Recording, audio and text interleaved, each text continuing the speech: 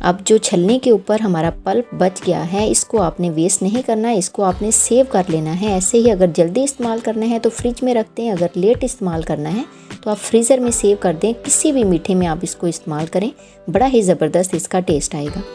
अब इस दूध को हमने सेव किस तरह से करना है, कोई भी इस तरह की प्लास्टिक या शीशे की बोतल ले लीजिए, उसको आपने गर्म पानी से पहले अच्छे तरीके से धो लेना है।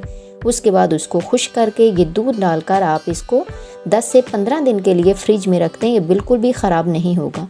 अगर आपने लंबे अरसे के लिए इसको सेव करना है, 6 महीने के लिए, साल के लिए, 1.5 साल के लिए, तो उसकी कंप्लीट रेसिपी भी मैं बहुत जल्द आप लोगों से शेयर करने वाली हूँ। अब बच्चों को पिलाने के लिए सबसे पहले आप फीडर में 1/2 टेबल स्पून ये बादाम का दूध डाल दें। उसके बाद गाय, भैंस या जो भी दूध आप पिलाते हैं वो डालकर बच्चे को पिला दें।